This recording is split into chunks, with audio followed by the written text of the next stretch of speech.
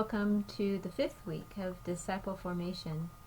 We are looking at Psalm 84, and I want to read you the first few verses of this. How lovely is your dwelling place, O Lord of hosts! My soul longs, indeed it faints, for the courts of the Lord. My heart and my flesh sing for joy to the living God. So just some thoughts about this as you are reflecting on it for the second week. I want to just bring to your attention something.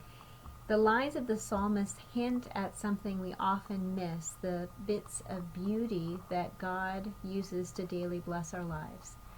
And I think appropriately, October 4th is the day that the church calendar remembers St. Francis of Assisi. He was the founder of the Franciscans, a community of men and women who stood in solidarity with the poor and marginalized of the society. And he was also an itinerant preacher of the gospel. He was known for leading a life of wealth and basically giving up everything out of his love for Jesus and his love for people and for creation. He's also widely known for a prayer called "Make Me an Instrument of Your Peace." While that prayer was most likely not written by him, it certainly captures a lot about his theology that fits. But what we do know is he did compose a poem called the Canticle of the Sun, or Canticle of Creation, and this was the inspiration for our hymn, All Creatures of Our God and King. And so let me read to you this poem. Most high, all-powerful, all-good Lord, all praise is yours, all glory, all honor, and all blessing. To you alone, Most High, do they belong. No mortal lips are worthy to pronounce your name. Be praised, my Lord, through all your creatures, especially through my Lord, brother, Son, who brings the day, and you give light through him, and he is beautiful and radiant in all his splendor. Of you, Most High, he bears the likeness. Be praised, my Lord, through sister moon and the stars. In the heavens you have made them bright, precious, and beautiful. Be praised, my Lord, through brothers wind and air and clouds and storms and all the weather through which you give your creatures sustenance. Be praised, my Lord, through sister water. She is very useful and humble and precious and pure. Be praised, my Lord, through brother fire, through whom you brighten the night. He is beautiful and cheerful and powerful and strong.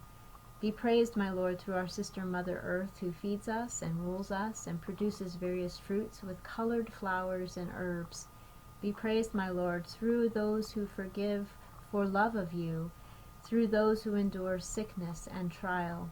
Happy those who endure in peace, for by you, Most High, they will be crowned. Be praised, my Lord, through our sister bodily death, for whose embrace no living person can escape. Woe to those who die in mortal sin. Happy those she finds doing your most holy will. The second death can do no harm to them. Praise and bless my Lord, and give thanks and serve him with great humility. So some thoughts about beauty that is all through this poem about creation. Beauty marks our creation, and we have been given the senses to appreciate this beauty. We've also been given the capacity to create beauty. Matthew Fox, the author of a book of theology called Original Blessing, argues that because we were created by a creator in the creator's image, we have the capacity to create. And though we live in a sinful world, which means this capacity is used for destructive and death-dealing purposes, we also live in a world marked by grace, so there is beauty created as well. Beauty is important. It's important because it attracts our attention, and the house of the Lord is lovely, according to the psalmist, and it causes the psalmist to long to be there. The house of the Lord might be a good place to be, and it might be the right place to be, the true place to be. But unless its goodness and truth are also beautiful, our hearts are not captured by it, we don't fall in love. God's beauty calls our hearts to love God's goodness and God's truth, and goodness and truth express God's beauty. Sometimes we miss the beautiful or we simply ignore it, and if our hearts are drawn by beauty, then understanding this is important. What is beautiful to us? How does this beauty call us to God? Where is there no beauty? Where do we long to see God's beauty revealed? So for this week, I invite you to make a list of 3 ways you can cultivate beauty in your own life and the lives of those around you. And I invite you to share your list of 3 things in the group discussions, the small group discussions that I'm going to post. So, as I said, we enter into the 5th week. I encourage you, as I always do, to let go of what is past and to press on. Renew your time with God. Cultivate your heart for the Lord in the ways that the Holy Spirit is drawing you. Reading week is next week, and you may have high hopes for all the things that you would like to accomplish, and I invite you to let those go. There's often this press to get a lot done, but in truth, it would be better to start off the week with a more judicious understanding of how much you could actually get done in the time that you have. First, there is a need, I think, and that is rest. Take a day, or as much of a day as you can, and not do any schoolwork, and if possible, to not do any ministry work on that day. Sleep, read a favorite book, play, and this will help renew you when you do turn back to your studies. Second, take 2 hours together with God. 2 hours together with God.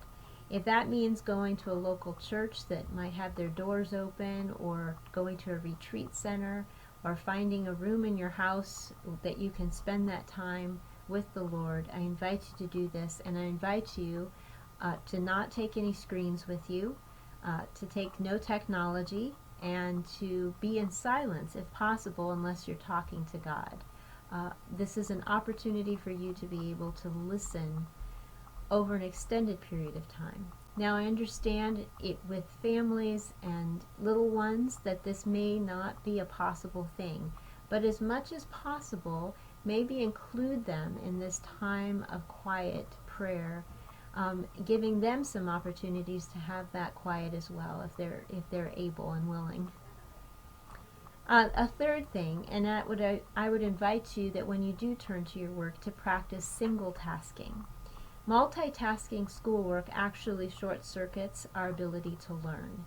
We have multiple screens open, we have multiple projects laid out on the table, and the challenge is the brain is trying to figure out between these higher level processes which one to focus on, and so we wind up feeling distracted and scattered and pulled in multiple different ways.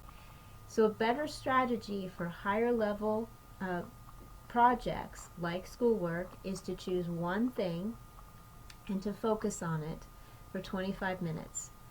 25 minutes, and then take a 5-minute break. A way you can do this is called a Pomodoro technique, and there are a lot of different apps that are available for your phone. So you can put a Pomodoro timer and set it for 25 minutes, and then it'll let you know, and then it'll give you a 5-minute break, and then you can reset it for another 25 minutes. I know the power and beauty of this. I wrote 4 chapters of my dissertation in 2 months using this process, and while it was not fun, it got it done. And there's also something about just simply you're able to, I think, do more, accomplish more, and learn more when you're focusing on one thing, and the studies in neuroscience and cognitive studies are showing that this is true. The fourth thing, and that goes back to the first thing that I said, give yourself grace for not getting it all done. The goal for this coming week is that you would come back to your classes after reading week renewed. And so that's the first thing, just to give yourself that time that you need to take a step back, to rest and renew yourself in order then to press on to the end of the semester. As always, if I can be of any help, I'm here for you through Skype, through phone, or through email. Let me know. Amen.